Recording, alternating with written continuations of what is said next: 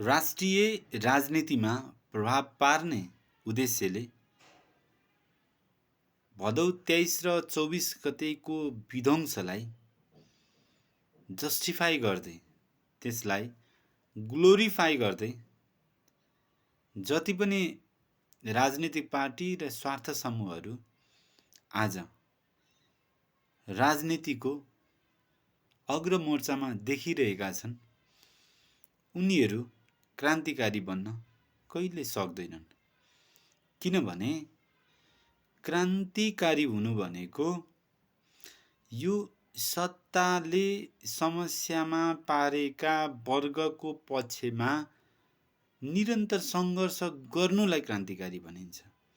यो संरचनाभित्रको एउटा शक्तिलाई विस्थापित गरेर यही संरचनाभित्र अर्को शक्तिलाई स्थापित गराउनको निम्ति गरिने कुनै पनि राजनैतिक नौटङ्की क्रान्तिकारीपन होइन। त्यसैले भदौ 23 र 24 गतेको विध्वंस र नक्कली आन्दोलन मूलत नेपाली समाजमा चलिरहेका सक्कली आन्दोलनहरूको विरुद्ध र